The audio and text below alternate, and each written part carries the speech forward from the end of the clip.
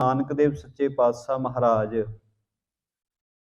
ਇੱਕ ਨਗਰ ਵਿੱਚ ਆਏ ਹਨ, ਜਿਸ ਨਗਰ ਦਾ ਰਾਜਾ ਬਹੁਤ ਵਿਭਚਾਰੀ ਹੈ, ਬੇਅੰਤ ਤਰ੍ਹਾਂ ਦੇ ਪਾਪ ਕਮਾਉਂਦਾ ਹੈ। ਇਹਦੇ ਰਾਜ ਵਿੱਚ ਧੀਆਂ ਭੈਣਾਂ ਦੀ ਇੱਜ਼ਤ ਜਿਹੜੀ ਹੈ ਉਹਦੀ ਰਖਵਾਲੀ ਕਰਨ ਦੀ ਬਜਾਏ ਸਾਰੇ ਲੋਕਾਂ ਦੇ ਵਿੱਚ ਇਹਦੇ ਵਿਭਚਾਰਾਂ ਦੀਆਂ ਕਹਾਣੀਆਂ ਪ੍ਰਚਲਿਤ ਹਨ। ਇਹਨਾਂ ਕੋ ਕਮੀ ਹੈ, ਇਸ ਕਰਕੇ ਗੁਰੂ ਸਾਹਿਬ ਜੀ ਇਹਨੂੰ ਸੁਧਾਰਨ ਵਾਸਤੇ ਦਾ ਭਲਾ ਕਰਨ ਵਾਸਤੇ ਇਸ ਨਗਰ ਵਿੱਚ ਆਏ ਨੇ। ਤੇ ਗੁਰੂ ਨਾਨਕ ਸਾਹਿਬ ਮਹਾਰਾਜ ਜੀ ਸੱਚੇ ਪਾਤਸ਼ਾਹ ਜੀ ਨੇ ਜਿਸ ਵੇਲੇ ਲੋਕ ਗੁਰੂ ਨਾਨਕ ਦੇ ਚਰਨਾਂ ਵਿੱਚ ਆ ਕੇ ਭੇਟਾਵਾਂ ਅਰਪਣ ਕਰਦੇ ਨੇ ਤਾਂ ਸਤਿਗੁਰਾਂ ਨੇ ਕਿਸੇ ਕੋਲੋਂ ਵੀ ਕੁਝ ਵੀ ਲੈਣ ਤੋਂ ਇਨਕਾਰ ਕਰ ਦਿੱਤਾ। ਕਹਿਣ ਲੱਗੇ, ਭਾਈ ਸਾਨੂੰ ਪਦਾਰਥਾਂ ਦੀ ਕੋਈ ਲੋੜ ਨਹੀਂ, ਕਿਉਂਕਿ ਅਸੀਂ ਇਹ ਭਾਰ ਇਕੱਠਾ ਕਰਨ ਵਾਸਤੇ ਇੱਥੇ ਨਹੀਂ ਆਏ। ਲੋਕ ਗੁਰੂ ਸਾਹਿਬ ਜੀ ਦੇ ਬਚਨ ਸੁਣ ਕੇ ਨਿਹਾਲ ਹੋ ਰਹੇ ਹਨ ਤੇ ਹੌਲੀ ਹੌਲੀ ਇਹ ਗੱਲ ਰਾਜੇ ਦੇ ਕੰਨੀ ਪਹੁੰਚੀ ਕਿ ਕੋਈ ਐਸਾ ਮਹਾਂਪੁਰਖ ਆਇਆ ਜਿਹਨੂੰ ਕਿਸੇ ਵੀ ਤਰ੍ਹਾਂ ਦਾ ਕੋਈ ਲਾਲਚ ਨਹੀਂ ਹੈ, ਕੋਈ ਵਿਕਾਰ ਉਹਦੇ ਜੀਵਨ ਵਿੱਚ ਨਹੀਂ, ਬਹੁਤ ਪ੍ਰੇਮ ਭਰੇ ਉਹ ਬਚਨ ਸੁਣਾਉਂਦਾ ਹੈ। ਤੇ ਰਾਜਾ ਵੀ ਗੁਰੂ ਸਾਹਿਬ ਜੀ ਦੇ ਦਰਸ਼ਨ ਕਰਨ ਵਾਸਤੇ ਆਇਆ ਤੇ ਆ ਕੇ ਜਿਸ ਵੇਲੇ ਨਮਸਕਾਰ ਕੀਤੀ, ਕੁਝ ਭੇਟਾਵਾਂ ਅਰਪਣ ਕੀਤੀਆਂ, ਬੜੇ ਸੋਹਣੇ ਵਸਤਰ, ਬੇਸ਼ੁਮਾਰ ਕੀਮਤੀ ਜਵਾਹਰਾਤ ਤੇ ਹੀਰੇ ਅਰਪਣ ਕੀਤੇ। ਗੁਰੂ ਸਾਹਿਬ ਨੇ ਕਿਹਾ, ਰਾਜਨ ਸਾਨੂੰ ਇਹਨਾਂ ਪਦਾਰਥਾਂ ਦੀ ਕੋਈ ਲੋੜ ਨਹੀਂ, ਇਹਨਾਂ ਪਦਾਰਥਾਂ ਦੀ ਲੋੜ ਜ਼ਰੂਰਤਮੰਦਾਂ ਨੂੰ ਹੈ, ਗਰੀਬਾਂ ਨੂੰ ਹੈ, ਉਹਨਾਂ ਵਿੱਚ ਜਾ ਕੇ ਵੰਡਣਾ ਕਰ। ਇਹਨੇ ਕਿਹਾ, ਜੀ ਜੇ ਤੁਸੀਂ ਕੋਈ ਭੇਟਾ ਹੀ ਨਹੀਂ ਲਓਗੇ ਮੇਰੇ ਕੋਲੋਂ ਤੇ ਮੇਰਾ ਭਲਾ ਕਿਵੇਂ ਹੋਵੇਗਾ।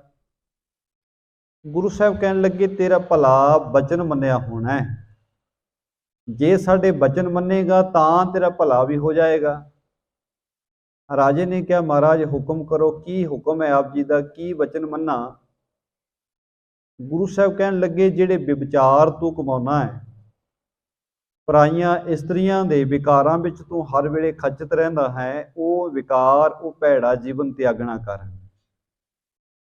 ਜੇ ਉਸ ਭੈੜੇ ਜੀਵਨ ਨੂੰ, ਵਿਭਚਾਰ ਨੂੰ ਤਿਆਗ ਦੇਵੇਂਗਾ ਤਾਂ ਤੇਰੇ ਜੀਵਨ ਵਿੱਚ ਤੇਰਾ ਭਲਾ ਹੋ ਸਕਦਾ, ਨਹੀਂ ਤੇਰਾ ਭਲਾ ਨਹੀਂ ਕਿਤੇ ਹੋਣਾ। ਇਹਨੇ ਹੱਥ ਜੋੜ ਲਏ, ਕਹਿਣ ਲੱਗਾ, ਮਹਾਰਾਜ ਮੈਂ ਇਹੋ ਜਿਹੇ ਇਹਨਾਂ ਵਿਕਾਰਾਂ ਵਿੱਚ ਲਿਪਤ ਹੋ ਗਿਆ ਹਾਂ ਕਿ ਚਾਹੁੰਦੇ ਹੋਇਆ ਵੀ ਮੈਂ ਇਸ ਵਿਕਾਰ ਵਿੱਚੋਂ ਨਿਕਲ ਨਹੀਂ ਪਾ ਰਿਹਾ। ਮੇਰੇ ਕਰਮਾਂ ਵਿੱਚ, ਮੇਰੇ ਜੀਵਨ ਵਿੱਚ ਇਹ ਵਿਕਾਰਾਂ ਦਾ ਰਸ ਇੰਨਾ ਕੁ ਵੱਧ ਗਿਆ ਹੈ, ਜਿਵੇਂ ਤ੍ਰਿਸ਼ਨਾ ਦੀ ਅੱਗ ਵੱਧਦੀ ਹੈ, ਉਸੇ ਤਰ੍ਹਾਂ ਵਿਕਾਰਾਂ ਦਾ ਰਸ ਜਿਹੜਾ ਹੈ ਮੇਰੇ ਜੀਵਨ ਵਿੱਚ ਮੇਰਾ ਖਹਿੜਾ ਨਹੀਂ ਛੱਡਦਾ। ਗੁਰੂ ਸਾਹਿਬ ਨੇ ਕਿਹਾ, ਕਹਿਣ ਲੱਗੇ, ਪਿਆਰਿਆ ਜਿਸ ਜੀਵਨ ਨੂੰ, ਜਿਸ ਸੰਸਾਰ ਦੇ ਰੂਪ ਰੰਗ ਨੂੰ ਵੇਖ ਕੇ ਤੂੰ ਮਾਲਕ ਦੀ ਭਗਤੀ ਨੂੰ ਵਿਸਾਰੀ ਬੈਠਾ ਹੈ, ਇਹ ਬਹੁਤਾ ਚਿਰ ਸਦੀਵੀ ਰਹਿਣ ਵਾਲਾ ਕੁਝ ਨਹੀਂ।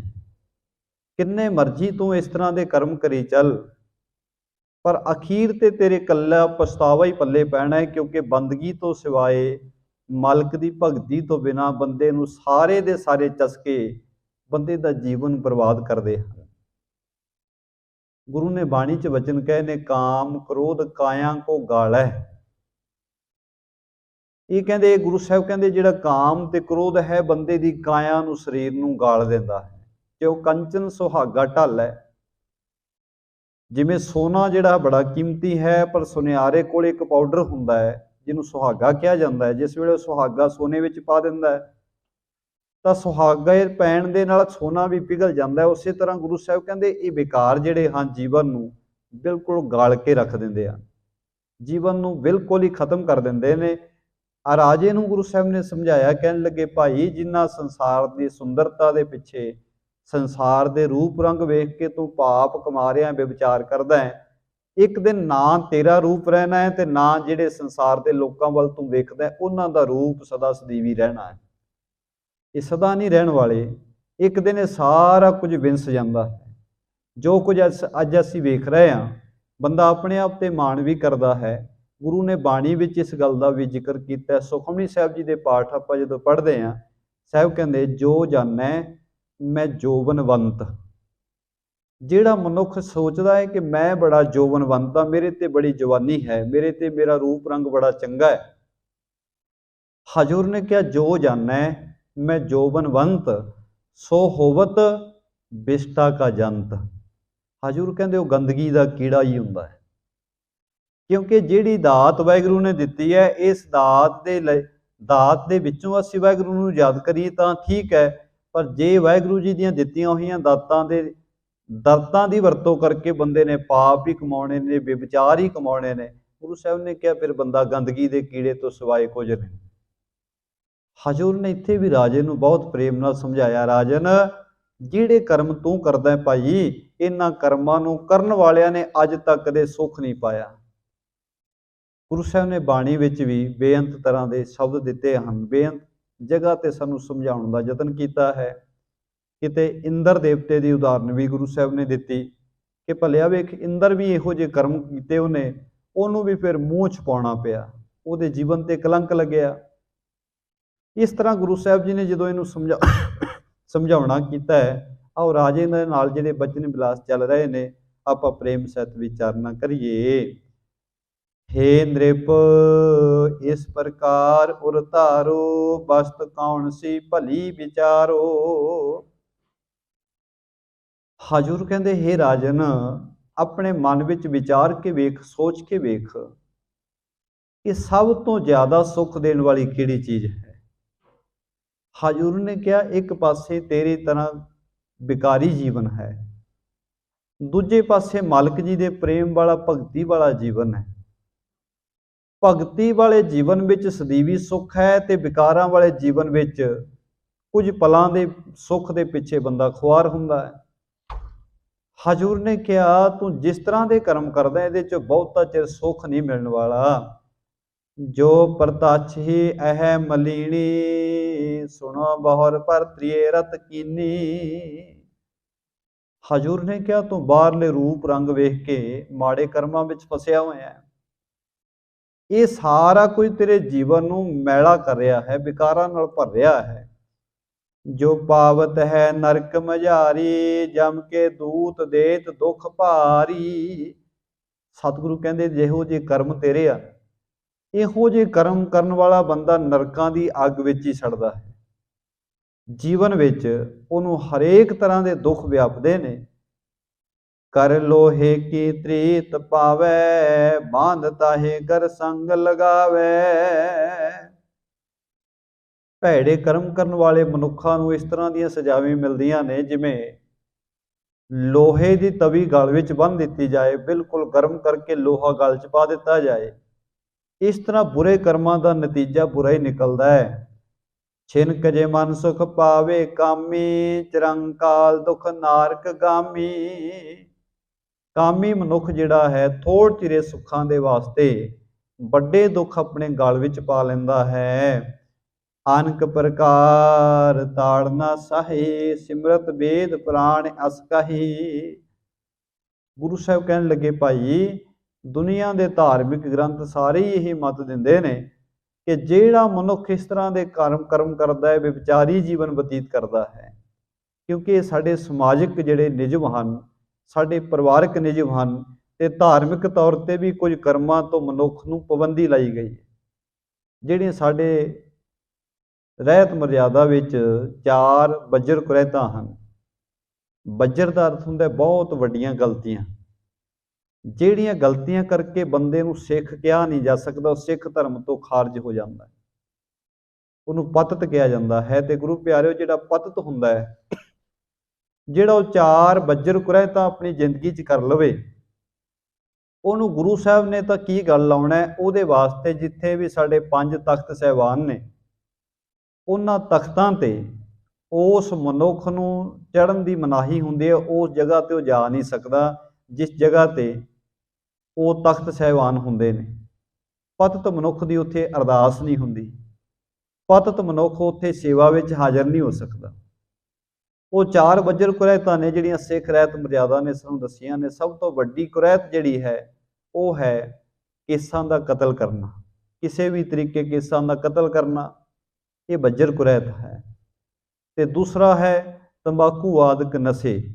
ਜਿੰਨੇ ਵੀ ਨਸ਼ੇ ਹਨ ਦੁਨੀਆ ਭਰ ਦੇ, ਤੰਬਾਕੂ ਤੋਂ ਲੈ ਕੇ, ਕਿਉਂਕਿ ਤੰਬਾਕੂ ਸਭ ਤੋਂ ਸਸਤਾ ਨਸ਼ਾ ਹੈ, ਤੰਬਾਕੂ ਤੋਂ ਲੈ ਕੇ ਜਿੰਨੇ ਨਸ਼ੇ ਹਨ, ਕਿਸੇ ਵੀ ਤਰ੍ਹਾਂ ਦਾ ਨਸ਼ਾ ਕਰਨ ਵਾਲਾ ਮਨੁੱਖ ਵੀ ਪਤਿਤ ਹੋ ਜਾਂਦਾ ਹੈ, ਉਹ ਸਿੱਖੀ ਤੋਂ ਖਾਰਜ ਮੰਨਿਆ ਜਾਂਦਾ ਹੈ।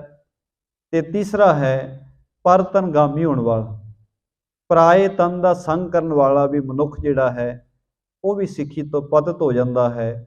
ਉਹਨੂੰ ਵੀ ਗੁਰੂ ਚਰਨਾਂ ਵਿੱਚ ਆ ਕੇ ਆਪਣੀ ਭੁੱਲ ਮੰਗਣੀ ਪੈਂਦੀ ਹੈ, ਫਿਰ ਉਹਨੂੰ ਪੰਥ ਵਿੱਚ ਪੰਜ ਪਿਆਰੇ ਸ਼ਾਮਲ ਕਰ ਸਕਦੇ ਨੇ। ਤੇ ਚੌਥਾ ਹੈ ਕੁੱਠਾ ਆਦਿਕ ਹਲਾਲ ਮਾਸ ਖਾਣ ਵਾਲਾ ਜਿਹੜਾ ਮਨੁੱਖ ਹੈ ਉਹ ਵੀ ਜਿਹੜਾ ਹੈ ਸਿੱਖੀ ਤੋਂ ਖਾਰਜ ਮੰਨਿਆ ਜਾਂਦਾ ਹੈ। ਇਹ ਚਾਰ ਬੱਜਰ ਕੁਰੈਤਾਂ ਹਨ।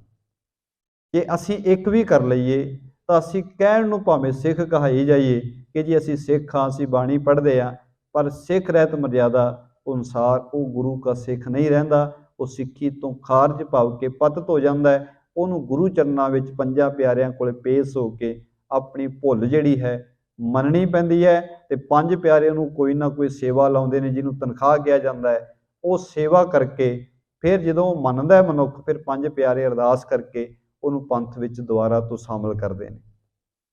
ਇਸ ਤਰ੍ਹਾਂ ਗੁਰੂ ਸਾਹਿਬ ਜੀ ਇਹਨੂੰ ਵੀ ਸਮਝਾਉਂਦੇ ਨੇ, ਕਹਿਣ ਲੱਗੇ ਦੁਨੀਆ ਦੇ ਜਿਹੜੇ ਧਰਮ ਹਨ, ਧਾਰਮਿਕ ਗ੍ਰੰਥ ਨੇ, ਉਹ ਮਨੁੱਖ ਨੂੰ ਇਸ ਤਰ੍ਹਾਂ ਦੇ ਕਰਮਾਂ ਤੋਂ ਰਾਜਨ ਰੋਕਦੇ ਆ।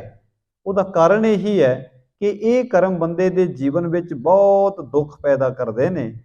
ਬਚਨ ਸੁਣੇ ਨ੍ਰਿਪ ਸ੍ਰੋਣ ਮਝਾਰੇ, ਭਲੀ ਰੀਤ ਸੋਚੀਤ ਵਿਚਾਰੇ। ਰਾਜੇ ਨੇ ਜਦੋਂ ਇਹ ਸਾਰੇ ਬਚਨ ਆਪਣੇ ਕੰਨਾਂ ਨਾਲ ਸੁਣੇ, ਉਹਨੂੰ ਗੁਰੂ ਸਾਹਿਬ ਜੀ ਦੀ ਗੱਲ ਸਮਝ ਆ ਗਈ। ਸਤਿਗੁਰੂ ਜੀ ਦੇ ਬਚਨ ਉਹਦੇ ਮਨ ਵਿੱਚ ਵਸ ਗਏ। ਲਖੇ ਆਪਣੇ ਕਲਮਲ ਭਾਰੀ, ਪਰਿਓ ਚਰਨ ਪਰ ਗੁਰੂ ਅਗਾਰੀ। ਰਾਜੇ ਨੇ ਸੋਚਿਆ, ਵਿਚਾਰਨਾ ਕੀਤਾ, ਸੱਚਮੁੱਚ ਮੈਂ ਬਹੁਤ ਪਾਪ ਕਰ ਲਏ ਹਨ। ਮੇਰਾ ਮਨ ਪਾਪ ਕਰਮਾਂ ਨਾਲ ਮੈਲਾ ਹੋਇਆ ਪਿਆ ਹੈ। ਹੋਰ ਪਾਪ ਕਰਾਂਗਾ ਕਿਤੇ ਹੋਰ ਸਜ਼ਾਵਾਂ ਮਿਲਣਗੀਆਂ। ਉਹ ਆਪਣੇ ਪਾਪ ਕਰਮਾਂ ਵੱਲ ਵੇਖ ਕੇ ਅੰਦਰੋਂ ਕੰਬਿਆ ਤੇ ਗੁਰੂ ਨਾਨਕ ਸਾਹਿਬ ਮਹਾਰਾਜ ਜੀ ਦੇ ਚਰਨਾਂ ਤੇ ਡਿੱਗ ਪਿਆ। ਹਉ ਅਣਜਾਣ ਬਹੁ ਪਾਪ ਕਮਾਤੇ, ਬਚਨ ਤੁਮਾਰੇ ਤੇ ਮੈਂ ਜਾਤੇ।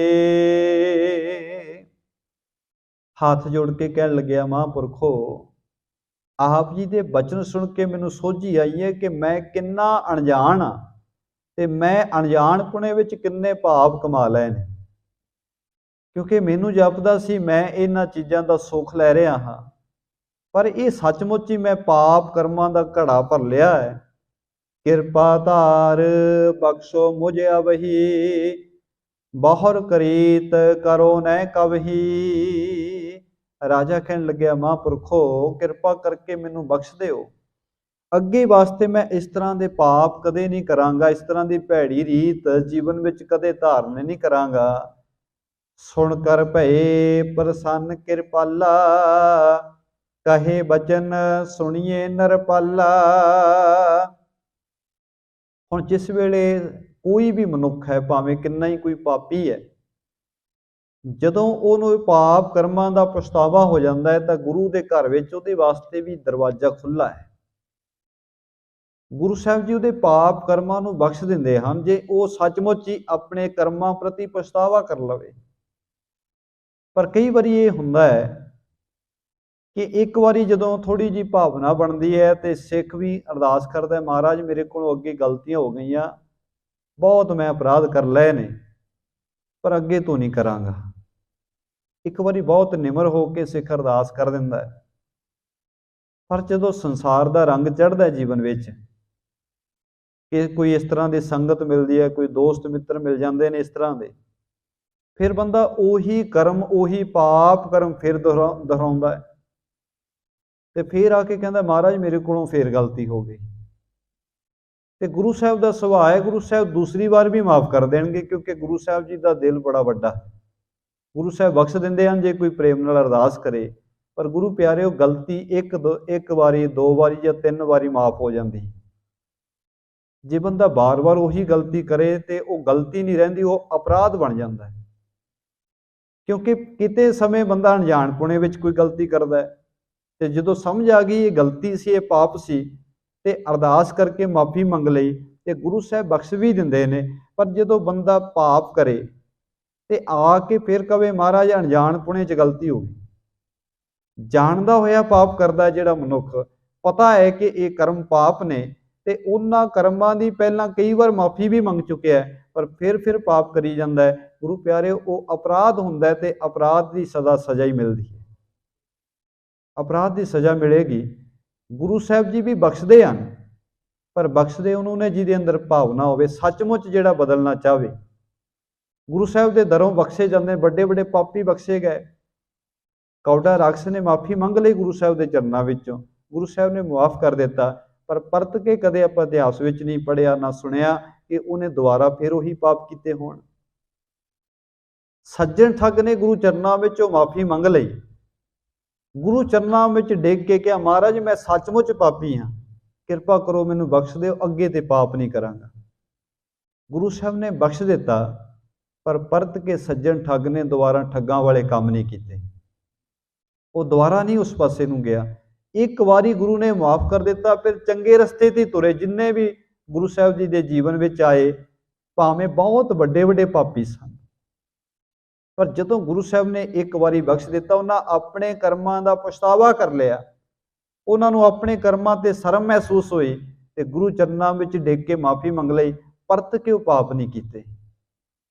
बस यही फर्क है, असी पाप करते हैं, असी माफ़ी भी मंगते हैं, सानू पता है साडा गुरु माफ़ कर दिंदा है, पर असी परत के पाप करते हैं, बार बार पाप करते हैं। जिहड़ा गुरु साहब जी ने उन्होंने तीर्थां ते जाण वाले लोगों को वचन कहे सन कि बंदे नूं बड़ा सौखा लग्या ये राह जिहड़ा सी कि पाप करो तो जाके तीर्थ ते नहा लाओ तो पाप उतर जाते हैं। बंदे ने कहा काम बड़ा सौखा है, पाप करे पंचां के वासरे, पाप कीते पंज विकारां दे वास पै के, तीर्थ नहाए कहे सब उतरे। तीर्थ ते नहा के बंदे ने सोच लिया, बंदे नूं सिखाया गया तेरे पाप उतर गए। ते हजूर कहते फिर की कीता बंदे ने, हुण जे तां एक बारी नहा के पाप छड़ दिंदा ठीक सी, पर बंदे ने की कीता, बाहर कमावे होए निसंग, शर्म ला के होर करन लग पिया। कहन लगा सौखा ही कम है, पाप करांगे जाके तीर्थ ते नहा लवांगे ते फिर माफ हो जाणगे। उस तरह ही कई बारी असीं भी करते हैं। जे गुरु साहब ने तीर्थ ते जाण वाले नूं कहा भलिया जे एक बारी पाप करके नहा के तैं क्या पाप उतर गए, फिर आके शर्म ला के बाहर कमावे होए निसंग, फिर शर्म ला के पाप करन लग पिया, ते फिर सोचा फिर उतर जाएंगे। साहब ने कहा नहीं, जमपुर वांध खरे कलंक, तेरे जीवन ते कलंक लगणगे, उन्हां पापां दे जमां दी मारां पैणगीआं। उस तरह ही गुरु चरणों में आके जदों असीं अरदास करते हैं, महाराज साडे कोलों गलती हो गई अणजाणे विच, असीं जानबुझ के नहीं कीती, साडे कोलों अणजाणे विच हो गई, गुरु साहब किरपा कर देंदे ने। जदों प्रेम नाल कोई बेनती करदा, सतगुरु बख्शिंदा ते बख्श दिंदा है। पर एक बारी अरदास करके, एक बारी बेनती करके ते बंदा फिर उस तरह ही झाका ला के, शर्म ला के फिर उस तरह ही पाप करे, ते फिर सोचे फिर गुरु साहब ने माफ़ कर ही देने ने। फिर वो वचन साडे ते भी लागू हुंदे ने, बाहर कमावे होए निसंग, जमपुर वांध खरे कलंक, फिर तो साडे ते भी कलंक लगणगे, फिर असीं बख्शे नहीं जाना जे असीं बार बार उही पाप करने।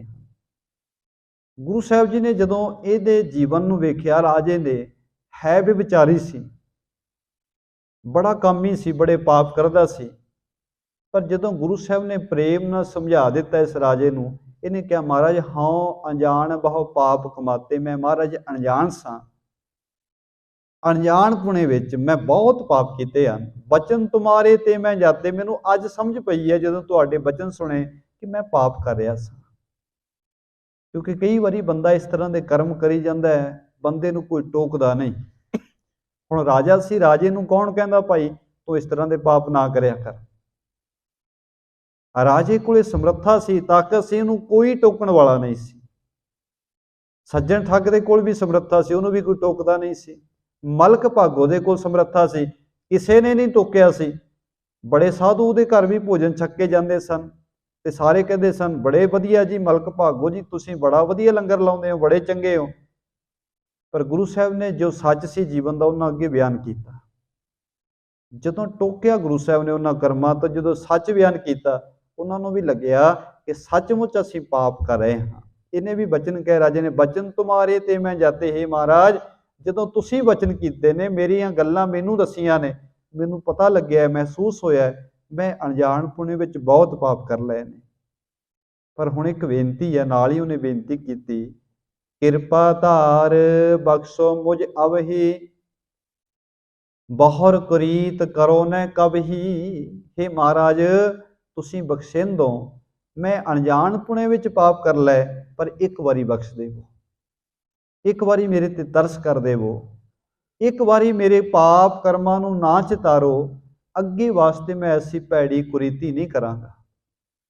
सुन कर भये प्रसन्न कृपाला, कहे बचन सुनिए नरपाला। गुरु साहब जी प्रसन्न हो गए, क्योंकि एक गुरु ही है ਜਿਹੜਾ ਬੰਦੇ ਦੇ ਭੂਤ ਨੂੰ ਲੈ ਕੇ, ਭਾਵ ਕਿ ਬੀਤ ਚੁੱਕੇ ਸਮੇਂ ਨੂੰ ਲੈ ਕੇ ਬੰਦੇ ਨੂੰ ਜਲੀਲ ਨਹੀਂ ਕਰਦਾ। ਨਹੀਂ, ਸਾਡਾ ਸੁਭਾਅ ਆਪਣਾ ਵੇਖੋ, ਜੇ ਕੋਈ ਬੰਦਾ ਸੁਧਰ ਵੀ ਜਾਵੇ, ਚੰਗੇ ਪਾਸੇ ਆ ਵੀ ਜਾਵੇ, ਕੋਈ ਚੰਗਾ ਕੰਮ ਕਰ ਵੀ ਰਿਹਾ ਹੋਵੇ, ਜਦੋਂ ਵੀ ਕੋਈ ਗੱਲ ਹੁੰਦੀ ਹੈ ਲੋਕੀ ਕਹਿੰਦੇ ਨੇ ਇਹ ਪਹਿਲਾਂ ਇਸ ਤਰ੍ਹਾਂ ਦਾ ਸੀ। ਅਸੀਂ ਭਾਵੇਂ ਬੰਦਾ ਸੁਧਰਿਆ ਵੀ ਹੋਵੇ, ਬਹੁਤ ਚੰਗੇ ਕੰਮ ਕਰਨ ਵੀ ਲੱਗ ਪਵੇ, ਪਰ ਜਦੋਂ ਵੀ ਗੱਲ ਚੱਲੇਗੀ ਅਸੀਂ 10 ਬੰਦਿਆਂ 'ਚ ਖੜ ਕੇ ਕਵਾਂਗੇ ਇਹ ਬੰਦਾ ਇਸ ਤਰ੍ਹਾਂ ਦਾ ਸੀ, ਇਹਦੇ ਕਰਮ ਇਸ ਤਰ੍ਹਾਂ ਦੇ ਮਾੜੇ ਸਨ। ਪਰ ਗੁਰੂ ਸਾਹਿਬ ਜੀ ਜੇ ਬਖਸ਼ ਦਿੰਦੇ ਨੇ ਤਾਂ ਉਹਦੇ ਔਗਣ ਨਹੀਂ ਚਿਤਾਰਦੇ, ਬਾਰ-ਬਾਰ ਨਹੀਂ ਦੱਸਦੇ ਕਿ ਇਸ ਤਰ੍ਹਾਂ ਦਾ ਜਿਹਦਾ ਜੀਵਨ ਸੀ, ਇਸ ਤਰ੍ਹਾਂ ਦੇ ਕਰਮ ਕਰਦਾ ਸੀ। ਗੁਰੂ ਸਾਹਿਬ ਜੀ ਪ੍ਰਸੰਨ ਹੋ ਗਏ ਜਦੋਂ ਇਹਨੇ ਬੜੇ ਪ੍ਰੇਮ ਨਾਲ ਪਛਤਾਵਾ ਕੀਤਾ ਆਪਣੇ ਜੀਵਨ ਤੇ, ਇਹਨੂੰ ਸ਼ਰਮ ਮਹਿਸੂਸ ਹੋਈ ਆਪਣੇ ਕਰਮਾਂ ਤੇ। ਗੁਰੂ ਸਾਹਿਬ ਜੀ ਪ੍ਰਸੰਨ ਹੋ ਗਏ ਤੇ ਸਤਿਗੁਰਾਂ ਨੇ ਬਚਨ ਕੀਤੇ, ਕਹੇ ਬਚਨ ਸੁਣੀਏ ਨਰਪਾਲਾ, हे ਰਾਜਨ ਸੁਣੋ, आगे करो पाप न कोई, पाछे करे जो बख्शे सोई। गुरु साहब कहन लगे, राजन ध्यान रखियो, अगे तो पाप कोई ना करियो, जेड़े पिछले कीते सन वो असीं बख्श दिते। गुरु एडा दयालु है, पाप कीतिआं नूं बख्श दिंदा है, पर शर्त यही है इत्थे आ जाए कि पछतावा करके अगे वास्ते तौबा कर ले पाप कर्मां। ये बेनती करदे भी महाराज जिन्ने हो गए अगे ਉਹ ਤਾਂ ਅਣਜਾਣਪੁਣੇ ਵਿੱਚ ਹੋ ਗਏ, ਪਰ ਅੱਗੇ ਤੋਂ ਨਹੀਂ ਕਰਾਂਗਾ। ਕਿਉਂਕਿ ਵੈਸੇ ਤਾਂ ਗੁਰੂ ਸਾਹਿਬ ਨੇ ਕਿਹਾ ਜੀਵ ਹੈ ਭੁੱਲਣਹਾਰ ਹੈ, ਕਿਤੇ ਨਾ ਕਿਤੇ ਭੁੱਲ ਸਾਡੇ ਕੋਲੋਂ ਹੁੰਦੀ ਹੈ, ਪਰ ਜਾਣਬੁੱਝ ਕੇ ਕੋਈ ਭੁੱਲ ਨਾ ਸਿੱਖ ਕਰੇ। ਜਿਹੜੇ ਕਰਮਾਂ ਬਾਰੇ ਪਤਾ ਹੋਵੇ ਕਰਮ ਮਾੜੇ ਹੀ ਹਨ, ਉਹ ਕਰਮਾਂ ਤੋਂ ਜਿਨ੍ਹਾਂ ਤੋਂ ਗੁਰੂ ਨੇ ਵਰਜਿਆ ਹੋਵੇ, ਉਹ ਕਰਮ ਸਿੱਖ ਕਦੇ ਵੀ ਨਾ ਕਰੇ ਜ਼ਿੰਦਗੀ ਵਿੱਚ। ਉਹਨਾਂ ਕਰਮਾਂ ਤੋਂ ਸਿੱਖ ਦੂਰ ਹੀ ਰਵੇ। ਹੁਣ ਕਈ ਵਾਰੀ ਜਦੋਂ ਗੁਰੂ ਸਾਹਿਬ ਨੇ ਕਿਰਪਾ ਕੀਤੀ, ਸਤਿਗੁਰਾਂ ਨੇ ਰਹਿਮਤ ਕਰਕੇ ਪੰਜਾਂ ਸਿੰਘਾਂ ਵਿੱਚ ਜਿਸ ਵੇਲੇ ਅੰਮ੍ਰਿਤ ਸੰਚਾਰ ਦੀ ਸੇਵਾ ਵਿੱਚ ਸਤਿਗੁਰੂ ਸੇਵਾ ਲੈਂਦੇ ਰਹੇ, ਉਸ ਵੇਲੇ ਕਈ ਸਾਰੇ ਗੁਰਸਿੱਖਾਂ ਨੇ ਆਉਣਾ, ਉਹਨਾਂ ਨੇ ਕਹਿਣਾ ਜੀ 10 ਸਾਲ ਹੋ ਗਏ ਸਨ ਅੰਮ੍ਰਿਤ ਛਕੇ ਨੂੰ, ਪਰ 10 ਸਾਲਾਂ ਦੇ ਬਾਅਦ ਘਰ ਵਿੱਚ ਵਿਆਹ ਆਇਆ ਤੇ ਜੀ ਜ਼ੋਰ ਪਾ ਲਿਆ ਰਿਸ਼ਤੇਦਾਰਾਂ ਨੇ, ਦੋਸਤਾਂ ਮਿੱਤਰਾਂ ਨੇ ਕਿ ਅੱਜ ਤਾਂ ਖੁਸ਼ੀ ਦਾ ਦਿਨ, ਅੱਜ ਤਾਂ ਦਾਰੂ ਪੀ ਲੈ। बस जी वो रिश्तेदारां नूं खुश करन दे चक्करां च दारू पी लई।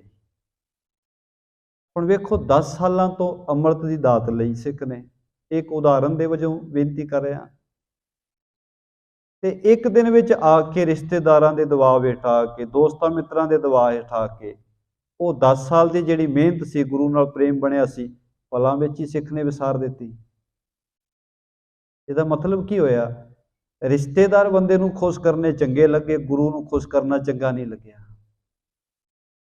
ते एक बारी नहीं, कई बारी ऐसे भी हुंदे ने, वो एक बारी ये गलती नहीं करते, बार बार गलतियां नूं दोहराउंदे आ। कहंदे जी बस रिश्तेदारां नूं अगे जवाब नहीं दे सके, असीं दोस्तां मित्रां विच बैठे सां, असीं उत्थे रोक नहीं सके।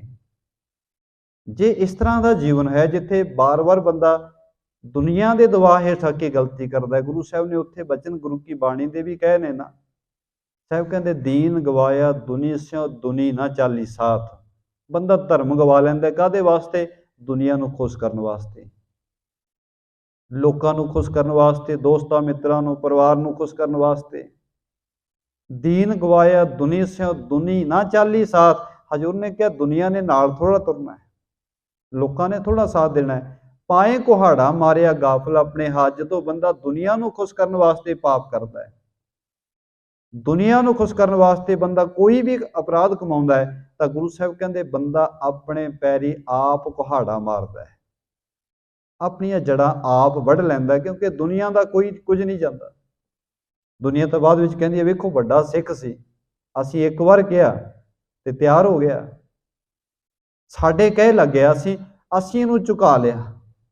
ਦੁਨੀਆ ਤਾਂ ਇਸ ਤਰ੍ਹਾਂ ਬਾਅਦ ਵਿੱਚ ਕਵੇਗੀ। ਇਸ ਕਰਕੇ ਗੁਰੂ ਸਾਹਿਬ ਜੀ ਨੇ ਬਚਨ ਕਿਹਾ ਰਾਜੇ ਨੂੰ, ਕਹਿਣ ਲੱਗੇ ਰਾਜਨ, ਜਿਹੜੇ ਪਾਪ ਤੈਂ ਪਿੱਛੇ ਕੀਤੇ ਹਨ ਉਹ ਤੇਰੇ ਬਖਸ਼ੇ ਗਏ ਨੇ, ਪਰ ਇੱਕ ਗੱਲ ਚੇਤੇ ਰੱਖੀ, ਅੱਗੇ ਤੂੰ ਕੋਈ ਪਾਪ ਨਾ ਕਰੀ।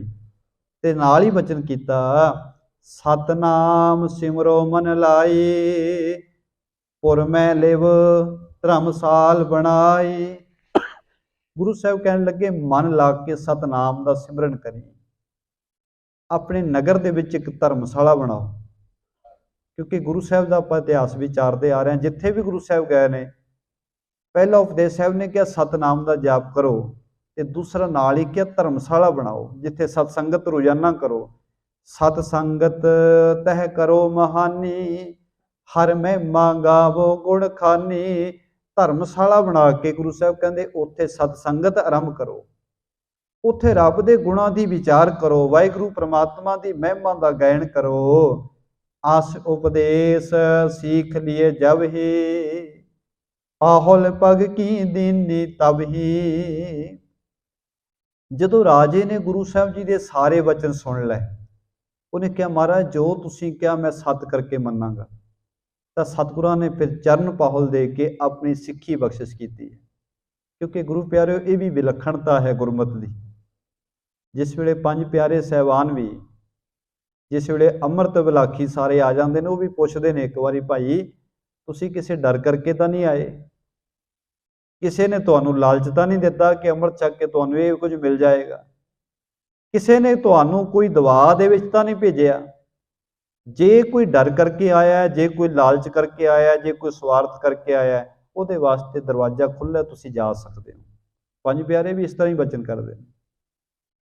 ਇੱਥੇ ਪ੍ਰੇਮ ਦੀ ਖੇਡ ਖੇਡਣ ਵਾਸਤੇ ਜੇ ਆਏ ਹੋ, ਮਨ ਕਰਕੇ ਆਏ ਹੋ, ਤਾਂ ਇੱਥੇ ਬੈਠ ਸਕਦੇ ਹੋ। ਜੇ ਕਿਸੇ ਲਾਲਚ ਕਰਕੇ ਆਏ ਹੋ, ਜੇ ਕਿਸੇ ਸਵਾਰਥ ਕਰਕੇ ਆਏ ਹੋ, ਡਰ ਕਰਕੇ ਆਏ ਹੋ, ਤਾਂ ਤੁਹਾਡੀ ਇਹ ਸਿੱਖੀ ਤੁਹਾਡੇ ਵਾਸਤੇ ਨਹੀਂ ਹੈ।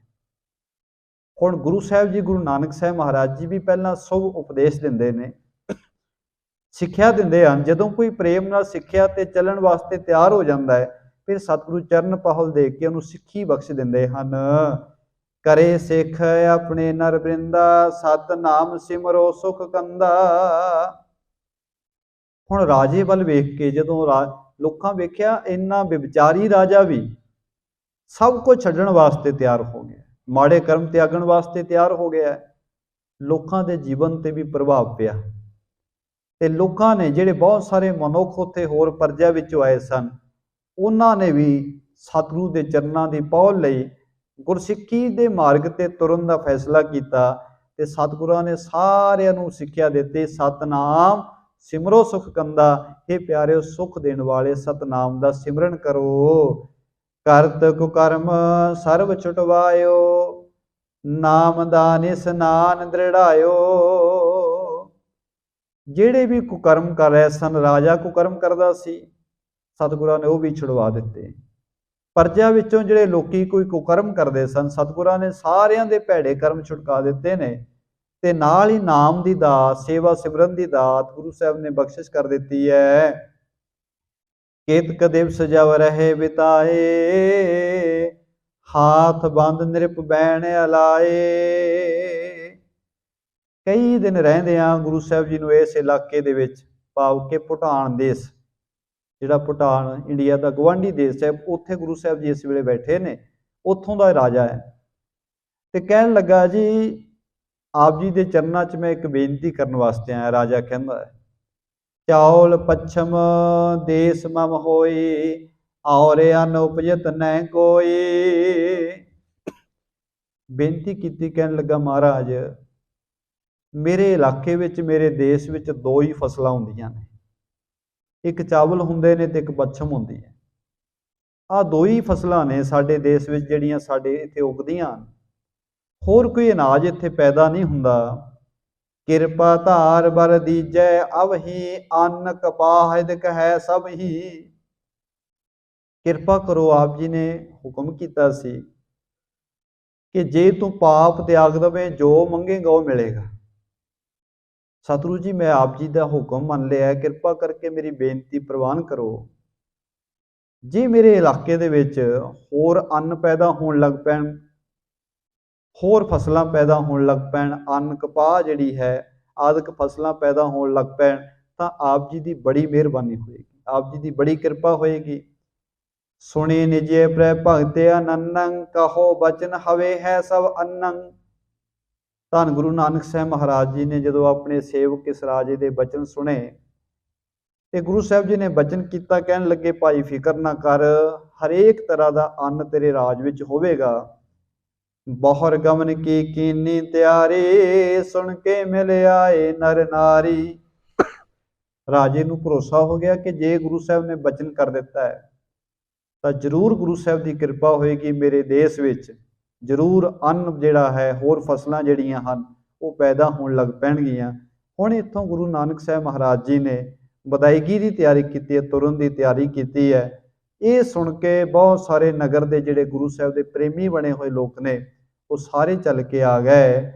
ਹਾਥ ਬੰਦ ਕੈ ਗਿਰਾ ਉਚਾਰੀ, ਸ੍ਰੀ ਗੁਰ ਰਹੋ ਇਸ ਦੇਸ ਮਝਾਰੀ।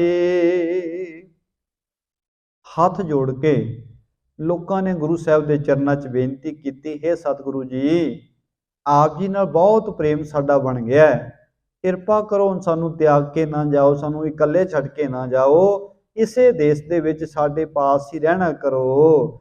ਤੁਮ ਆਵਣ ਤੇ ਭਇਓ ਪਵਿੱਤਰਾ, ਸਿੱਖੀ ਭਈ ਵਿਸਾਲ ਵਿਚਿਤਰਾ। ਲੋਕਾਂ ਬੇਨਤੀ ਕੀਤੀ, ਹੈ ਮਹਾਰਾਜ ਜੀਓ, ਆਪ ਜੀ ਦੇ ਆਉਣ ਦੇ ਨਾਲ ਸਾਡਾ ਦੇਸ਼ ਪਵਿੱਤਰ ਹੋ ਗਿਆ, ਸਾਡਾ ਰਾਜਾ ਸੁਧਰ ਗਿਆ ਹੈ, ਤੁਹਾਡੀ ਸਿੱਖੀ ਬੜੀ ਪਿਆਰੀ ਹੈ, ਤੁਹਾਡੀ ਬੜੇ ਸਿੱਖ ਬਣ ਗਏ ਨੇ, ਆਪ ਜੀ ਕਿਰਪਾ ਕਰੋ ਇੱਥੇ ਸਾਡੇ ਕੋਲ ਹੀ ਸਾਡੇ ਰਾਜ ਵਿੱਚ ਵਿਰਾਜਣਾ ਕਰੋ। ਕਿਉਂ ਤੁਮ ਤੂਰਨ ਕਰੋ ਤਿਆਰੀ, ਰਹੋ ਸਦਾ ਨਿਜ ਕਰੁਣਾ ਧਾਰੀ। ਇਹ ਮਹਾਰਾਜ ਜੀਓ, ਆਪ ਜੀ ਨੇ ਬਹੁਤ ਜਲਦੀ ਇੱਥੋਂ ਚੱਲਣ ਦੀ ਤਿਆਰੀ ਕਰ ਲਈ ਹੈ, ਅਜੇ ਤਾਂ ਆਪ ਜੀ ਦੇ ਦਰਸ਼ਨ ਕਰਕੇ ਅਸੀਂ ਰੱਜੇ ਵੀ ਨਹੀਂ ਆ, ਕਿਰਪਾ ਧਾਰ ਕਰਕੇ ਸਾਡੇ ਪਾਸ ਹੀ ਇੱਥੇ ਰਹਿਣਾ ਕਰੋ, ਸਾਨੂੰ ਨਿਵਾਜਣਾ ਕਰੋ। ਇਸ ਪ੍ਰਕਾਰ ਬਿਨਤੀ ਬਹੁ ਕੀਨੰ, ਤਿਸ ਦਿਨ ਸ੍ਰੀ ਗੁਰ ਚਲਨ ਨਾ ਦੀਨੰ।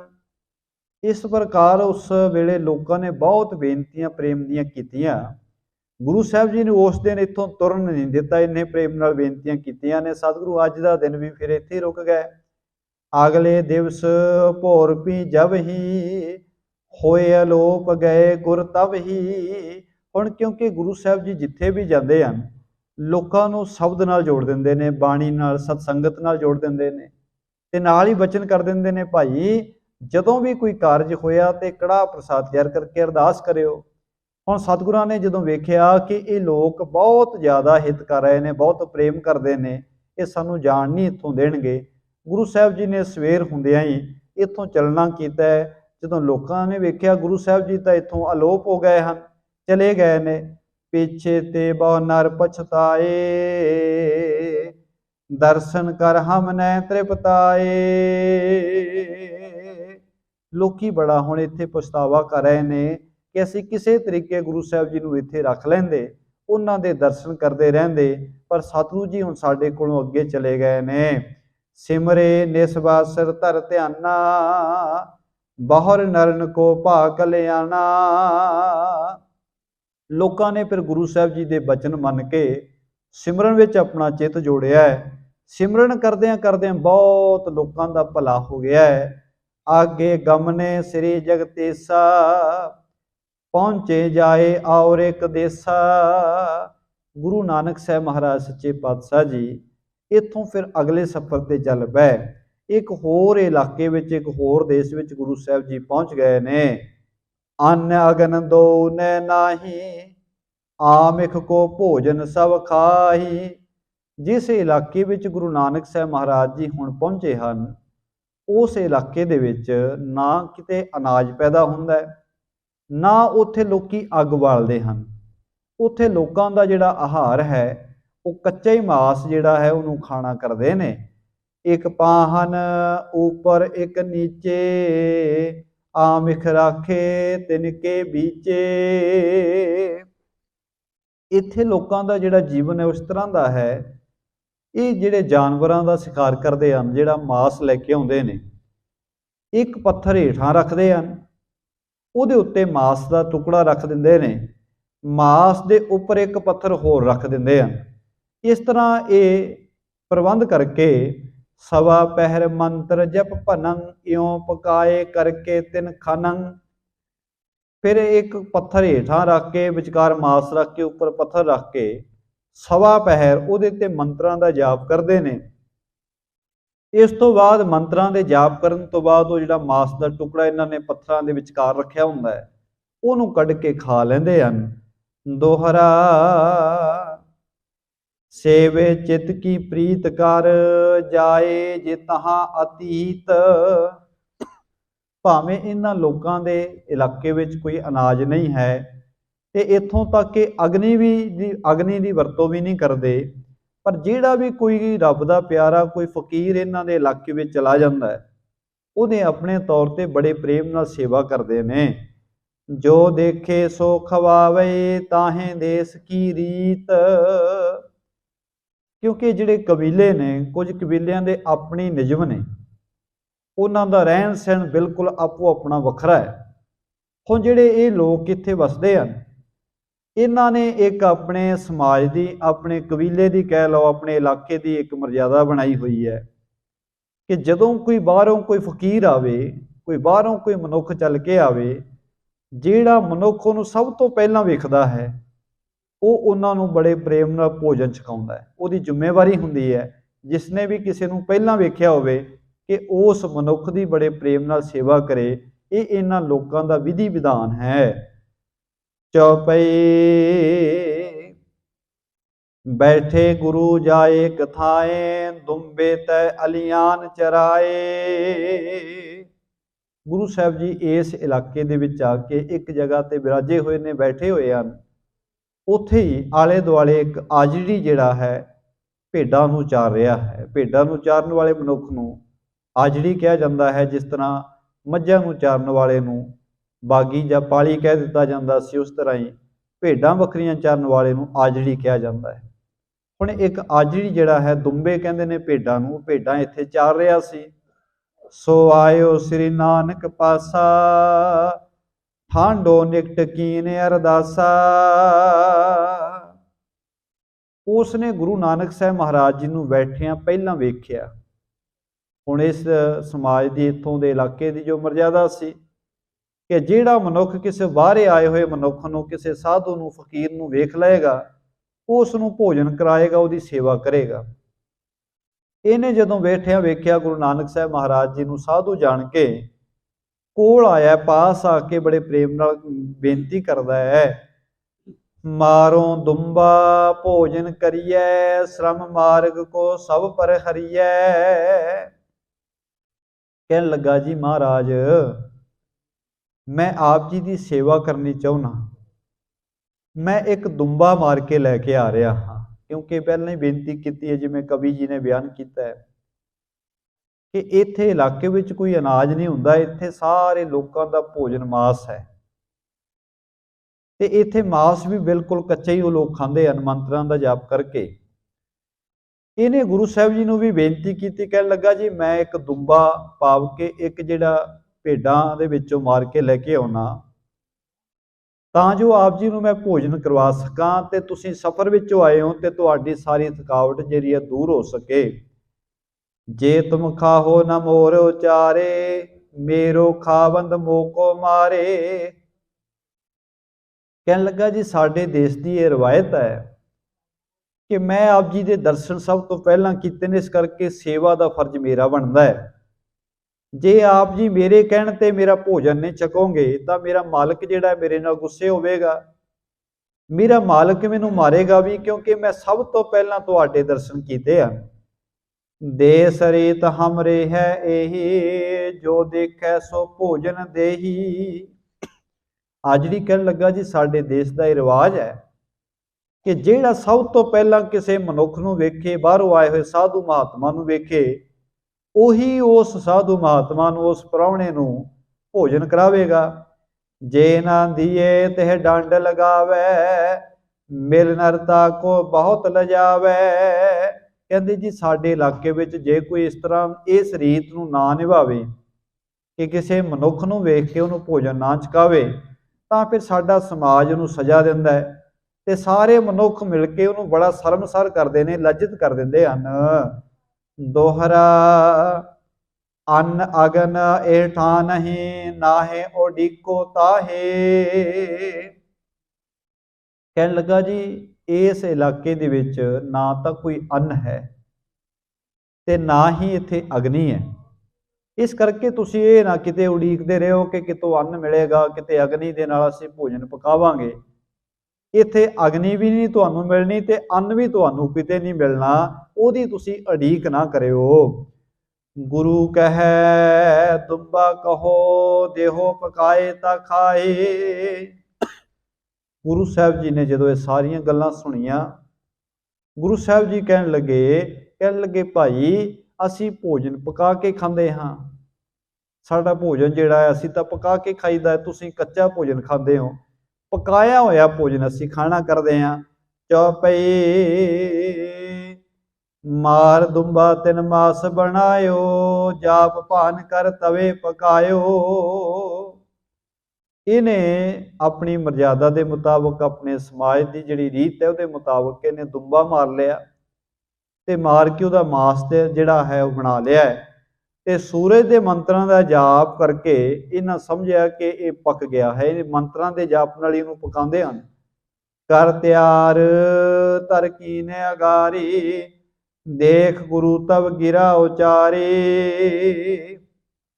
ਇਹ ਮਾਸ ਤਿਆਰ ਕਰਕੇ ਗੁਰੂ ਨਾਨਕ ਸਾਹਿਬ ਮਹਾਰਾਜ ਜੀ ਦੇ ਲਿਆ ਕੇ ਨੇ ਅੱਗੇ ਰੱਖ ਦਿੱਤਾ। ਇਹ ਸਾਜੜੀ ਨੇ ਇਹ ਵੇਖ ਕੇ ਗੁਰੂ ਸਾਹਿਬ ਜੀ ਨੇ ਬਚਨ ਕੀਤਾ, ਇਸਕੇ ਅਸਤ ਖਾਲ ਹੈ ਜੋ ਇਕੱਠੀ ਕਰ ਟਿਗਿਆ 900।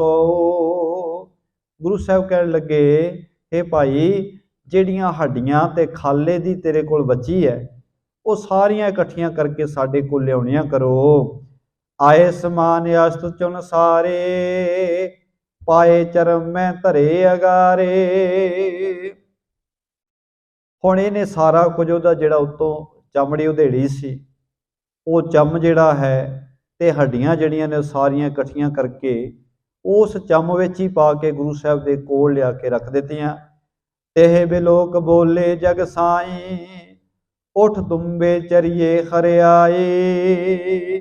ਜਦੋਂ ਸਾਰਾ ਕੁਝ ਲਿਆ ਕੇ ਉਹਨੇ ਕੋਲ ਰੱਖਿਆ ਤੇ ਗੁਰੂ ਨਾਨਕ ਸਾਹਿਬ ਮਹਾਰਾਜ ਜੀ ਕਹਿਣ ਲੱਗੇ, ਹੇ ਦੁੰਬੇ ਉਠ ਤੇ ਹਰਿਆਵਲ ਨੂੰ ਚਰਨਾ ਕਰ। ਬਚਨ ਕਹੇ ਜੀਵਿਓ ਤਤਕਾਲਾ, ਦੇਖਤ ਭਇਓ ਹੈਰਾਨ ਇਆਲਾ। ਜਦੋਂ ਗੁਰੂ ਸਾਹਿਬ ਜੀ ਨੇ ਇੰਨੇ ਬਚਨ ਕੀਤੇ ਕਿ ਹੇ ਦੁੰਬੇ ਉਠੋ ਤੇ ਹਰਿਆਵਲ ਨੂੰ ਚਰਨਾ ਕਰੋ, ਉਸ ਵੇਲੇ ਜਿਹੜਾ ਦੁੰਬਾ ਹੈ ਉਹ ਜੀਵਤ ਹੋ ਗਿਆ ਹੈ ਤੇ ਆ ਜਿਹੜੀ ਇਹ ਸਾਰਾ ਕੁਝ ਵੇਖ ਕੇ ਬੜਾ ਹੈਰਾਨ ਹੋਇਆ। ਕਲਾਵਾਨ ਜਬ ਮਨ ਮੈਂ ਚੀਨੰ, ਚਰਨ ਕਮਲ ਪਰ ਬੰਧਨ ਕੀਨੰ। ਆ ਜਿਹੜੀ ਨੇ ਹੈਰਾਨ ਹੋ ਕੇ ਵੱਡੀ ਸ਼ਕਤੀ ਦੇ ਮਾਲਕ ਜਾਣ ਕੇ ਗੁਰੂ ਸਾਹਿਬ ਦੇ ਚਰਨਾਂ ਤੇ ਨਮਸਕਾਰ ਕੀਤੀ।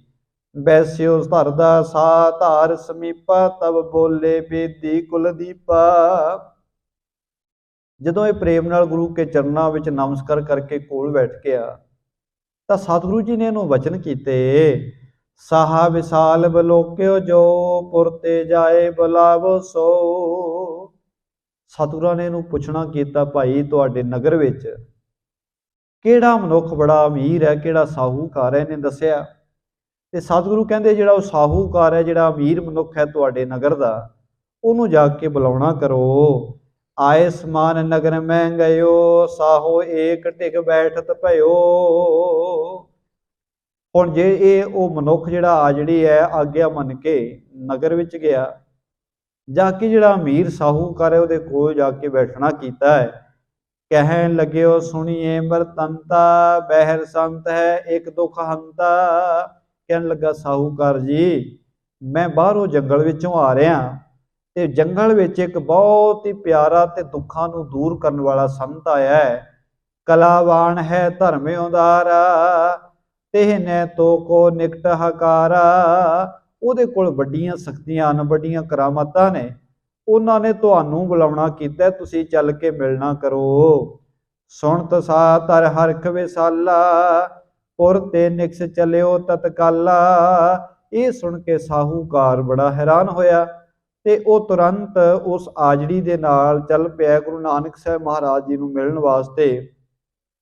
ਬਾਹਰ ਜੰਗਲ ਵੱਲ ਨੂੰ ਜਾ ਰਿਹਾ ਹੈ। ਆਓ ਕਿਵੇਂ ਆ ਕੇ ਗੁਰੂ ਸਾਹਿਬ ਜੀ ਦੇ ਦਰਸ਼ਨ ਕਰਦਾ ਹੈ, ਕਿਵੇਂ ਆ ਕੇ ਗੁਰੂ ਸਾਹਿਬ ਜੀ ਦੇ ਨਾਲ ਬਚਨ ਵਿਲਾਸ ਕਰਦਾ ਹੈ, ਕੀ ਕੌਤਕ ਗੁਰੂ ਸਾਹਿਬ ਜੀ ਕਰਦੇ ਹਨ, ਉਹ ਆਪਾਂ ਪ੍ਰਸੰਗ ਕੱਲ ਦੇ ਦੀਵਾਨ ਵਿੱਚ ਸ਼ਰਵਣ ਕਰਾਂਗੇ ਜੀ। ਗੁਰੂ ਸਾਹਿਬ ਕਿਰਪਾ ਕਰਨ ਅਸੀਂ ਗੁਰੂ ਸਾਹਿਬ ਜੀ ਦੇ ਬਚਨਾਂ ਤੇ ਚੱਲ ਸਕੀਏ। ਗੁਰੂ ਨੇ ਜੋ ਮਰਜ਼ਾਦਾ ਦਿੱਤੀ ਹੈ ਉਹਨਾਂ ਮਰਜ਼ਾਦਾ ਦੇ ਤੇ ਚੱਲ ਕੇ ਆਪਣਾ ਜੀਵਨ ਸਵਾਰ ਸਕੀਏ। ਪਾਪ ਕਰਮਾਂ ਦਾ ਤਿਆਗ ਕਰਕੇ ਮਾਲਕ ਜੀ ਦੀ ਬੰਦਗੀ ਦੇ ਵਿੱਚ ਆਪਣਾ ਚਿੱਤ ਜੋੜ ਸਕੀਏ। ਗੁਰੂ ਸਾਹਿਬ ਕਿਰਪਾ ਕਰਨ। ਇੰਨੀਆਂ ਬੇਨਤੀਆਂ ਪ੍ਰਵਾਨ ਕਰਨੀਆਂ ਜੀ। ਹੋਈਆਂ ਭੁੱਲਾਂ ਦੀ ਖਿਮਾ ਪ੍ਰੇਮ ਸਹਿਤ ਸਾਰੀ ਸੰਗਤਾਂ ਖੋਜੀ। ਵਾਹਿਗੁਰੂ ਜੀ ਕਾ ਖਾਲਸਾ, ਵਾਹਿਗੁਰੂ ਜੀ ਕੀ ਫਤਿਹ। ਸਤਨਾਮ ਵਾਹਿਗੁਰੂ ਸਾਹਿਬ ਜੀ। ਜੇ ਤੂੰ ਤੁਠਾ ਕਿਰਪਾ ਨਿਧਾਨ, ਨਾ ਦੂਜਾ ਵੇਖਾਲ। ਇਹਾ ਪਾਈ ਮੂਲਤ ਰੇ, ਮੁਸਰਿ ਮੇਰ ਕਮਾਲ। ਜੀਤਾ ਸਮੁੰਦ ਸਾਗਰ ਭਰਿਆ, ਤੇ ਔਗਣ ਹਮਾਰੀ। ਦਇਆ ਕਰੋ ਈਸ਼ਵਰ ਪਾਵੋ, ਮੁਝੇ ਪੱਥਰ ਤਾਰੇ। ਸਜਾ ਸਚਾ ਪਾਤਸ਼ਾਹ ਹੋ, ਸਿਰ ਸਾਹਾਂ